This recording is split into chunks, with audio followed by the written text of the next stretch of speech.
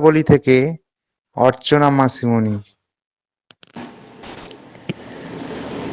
ওম শ্রী অরবিন্দ মীরা। আজ এই পৌষালী সন্ধ্যায় সমাগত সজ্জন বৃন্দকে আমার সান্ধ্য অভিবাদন ও শ্রদ্ধা। ঈশোপনিষদের পাঠ প্রসঙ্গে আমরা রয়েছি অমরত্ব বিষয়ক আলোচনায়। প্রসঙ্গ কিন্তু সেই বিদ্যা অবিদ্যা, আর কখনো কখনো প্রাসঙ্গিকভাবে এখনো পর্যন্ত আসছে সম্ভূতি ও অসম্ভূতির কথা। তো সেই অমরত্ব বিষয়ক আলোচনা, যার ঠিক আগেই মরত্ব ও অবিদ্যা এ বিষয়ে প্রভু আলোচনা করেছেন, এবং যে সমস্ত আলোচনা কেন্দ্রীভূত রয়েছে বিদ্যা অবিদ্যা বিষয়ক যে ব্যাখ্যা, তার মধ্যে যেগুলি ঈশোপনিষদ শ্রুতির নবম, দশম ও একাদশ মন্ত্রে বিধৃত আছে। তো এই অমরত্ব বিষয়ক আলোচনাটি প্রভু করেছেন। আগের দিন আমরা সেটির মধ্যে আমাদের বুদ্ধি অনুসারে প্রবেশের একটু চেষ্টা করেছিলাম, আর সেখানে খুব সহজ করে বলে দিয়েছিলেন। এত সহজে বলা সত্যিই খুব অসহজ, খুবই কঠিন। বলেছিলেন যে অমরত্বের অর্থ দেহ বিলয়ের পরে আত্মার বা অহংয়ের উদ্বর্তন নয়। নয়তো কি? দেহ বিলয়ের পরে আত্মা বর্তমান থাকেই, এবং তার সব থেকে সহজ কারণটা হচ্ছে এই যে দেহ জন্মের পূর্বেও সে বর্তমান ছিল।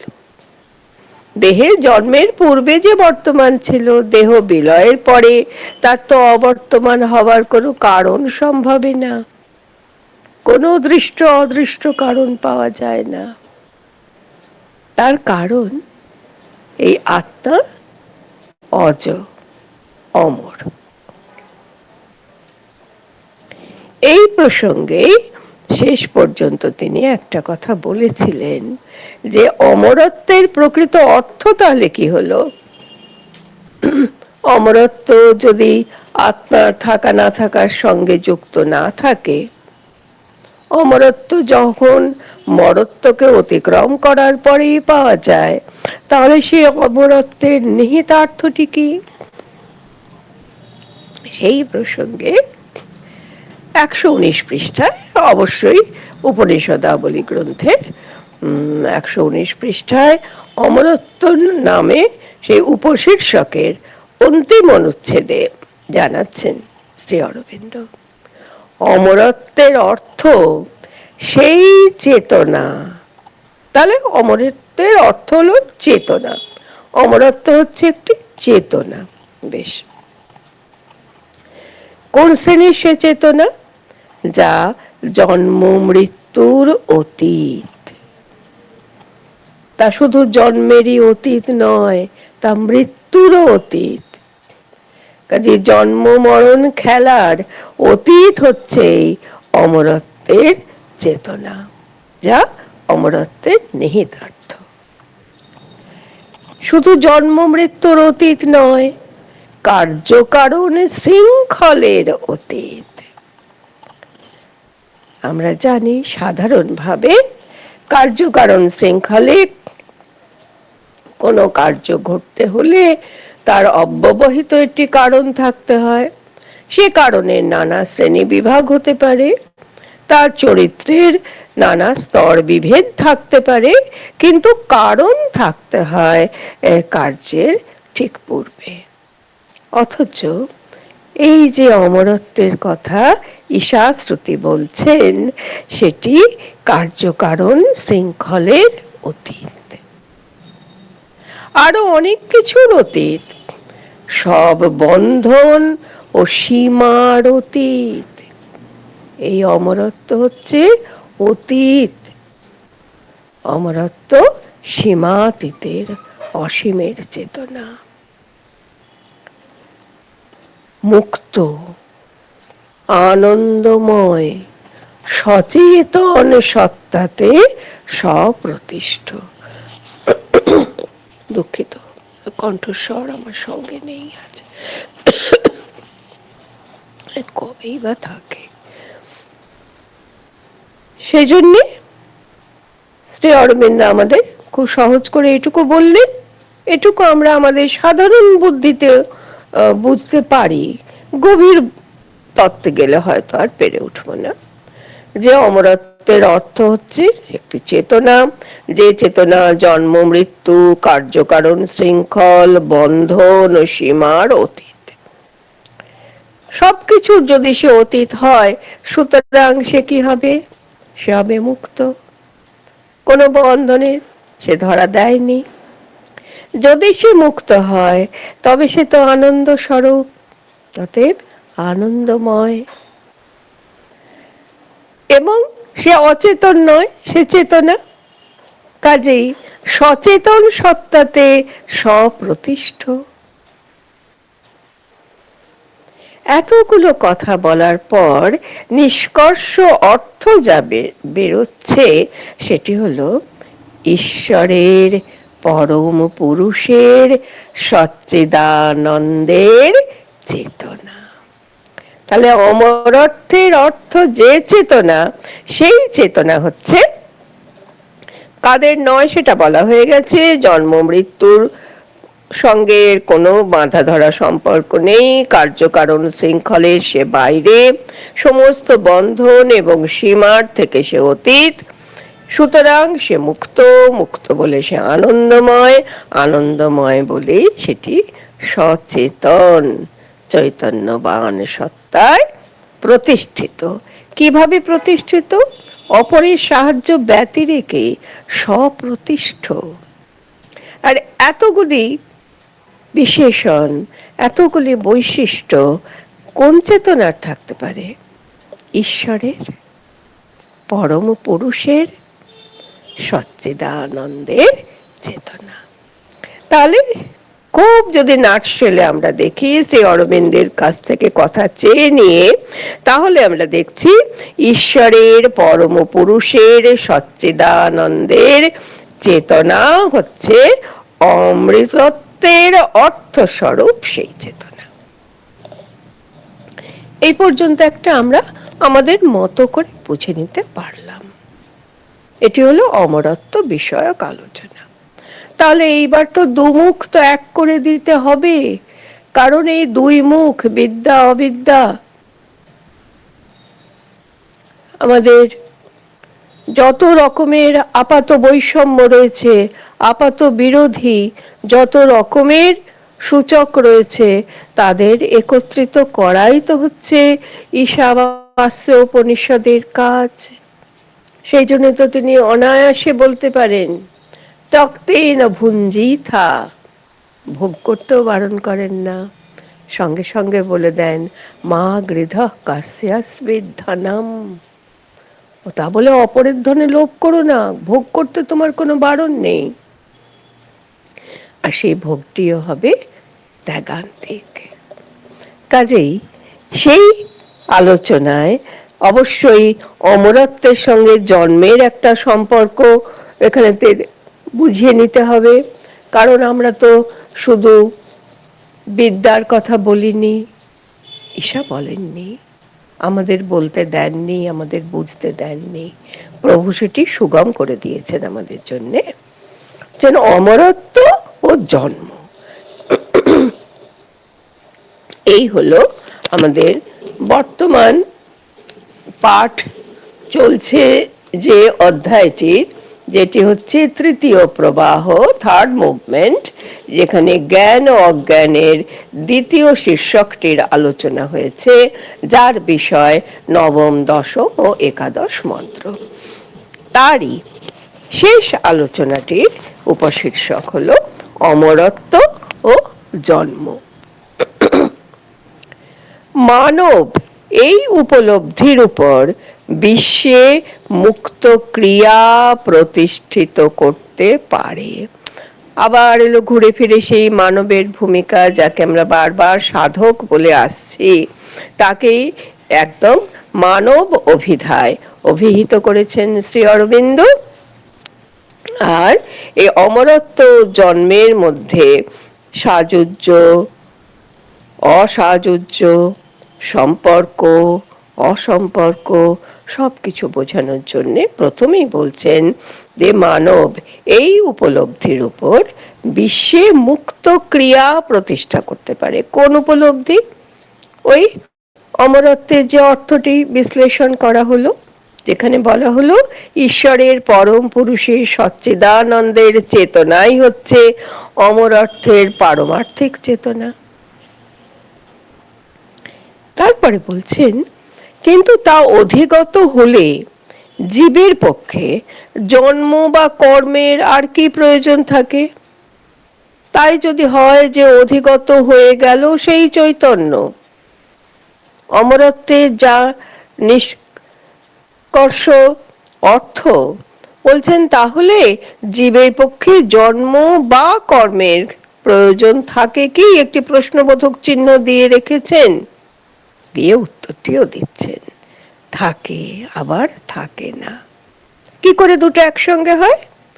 নিজের জন্য কিছু থাকে না, কিন্তু ভগবান ও বিশ্বের জন্য সম্পূর্ণই থাকে।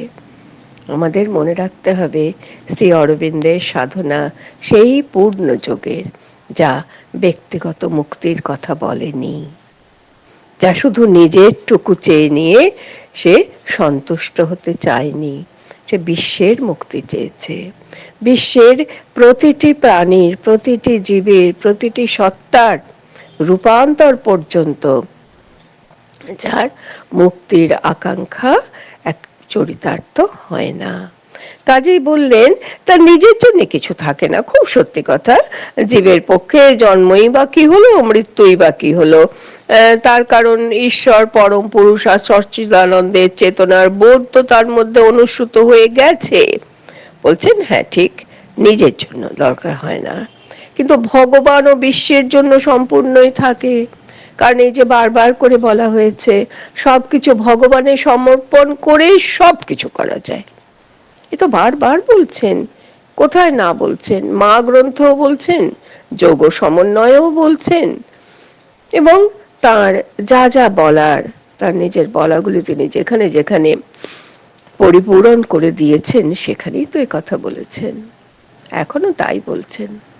বিশ্বাতীত অমরত্ব বিশ্ব অভিব্যক্তির উদ্দেশ্য নয়, কারণ সে অমরত্ব পরমাত্মার নিত্য অধিগত। তাহলে বিশ্বের অভিব্যক্তির উদ্দেশ্য নয় কোনটা?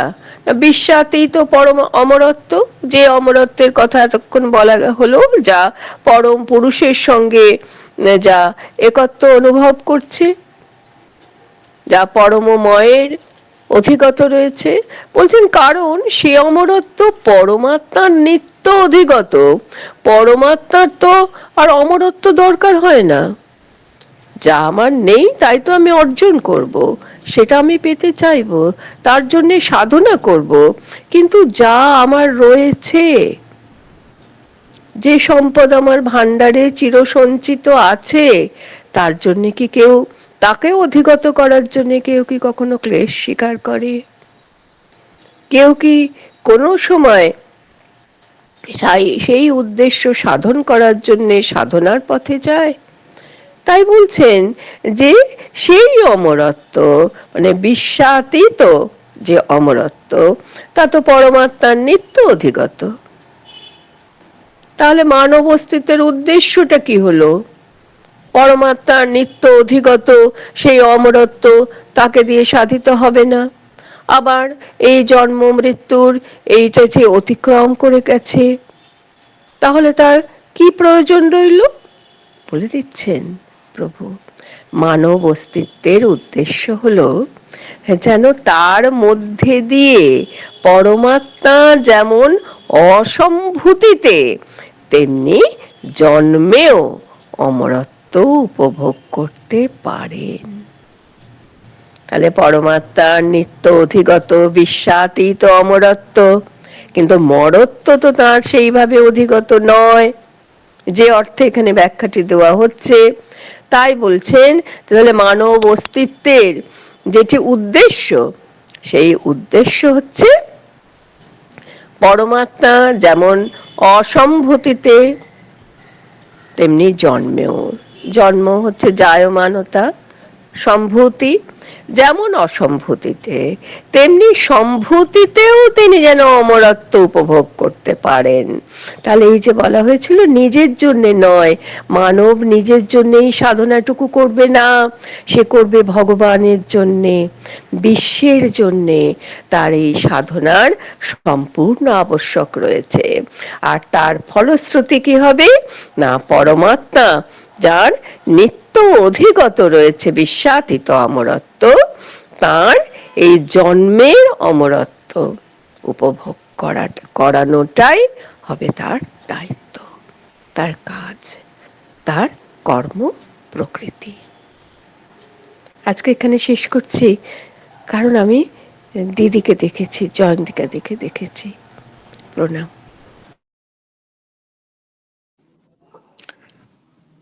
অর্চনা দি, তুমি কি সম্পূর্ণ না করে আমার জন্য সময় দিলে? যাক, বেশ, যদি তাই হয়ে থাকে আমি সস্নেহে গ্রহণ করলাম। জয় মা, জয় শ্রী অরবিন্দ। ওম শ্রী অরবিন্দ মীরা।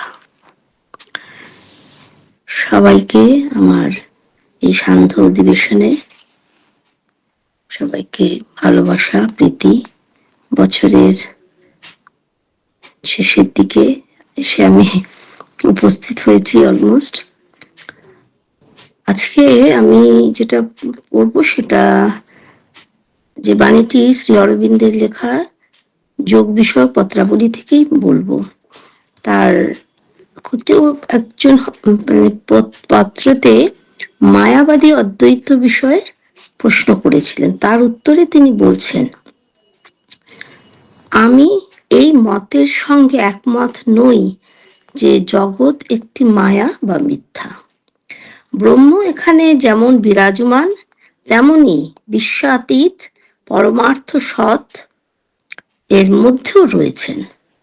যে জিনিসটিকে অতিক্রম করতে হবে তা হলো অজ্ঞানতা, যা আমাদের অন্ধ করে রাখে এবং জগতে এবং তার ঊর্ধ্বে ব্রহ্মকে উপলব্ধি করতে এবং অস্তিত্বের প্রকৃত স্বরূপ জানতে বাধা দেয়। যদি শঙ্করের ধারণা মতো নির্বিশেষ শুদ্ধ চেতনা তোমার দৃষ্টিতে ব্রহ্ম হিসেবে প্রতিভাত হয়, তাহলে এই যোগপথ তোমার জন্য উপযুক্ত নয়, কারণ এখানে শুদ্ধ চেতনা এবং দিব্য সত্তার উপলব্ধি প্রথম ধাপ মাত্র, লক্ষ্য নয়। কিন্তু নির্বিশেষে চেতনায় ভিতর থেকে আসা ও আন্তর সৃষ্টিশীল প্রেরণার কোনো স্থান থাকতে পারে না।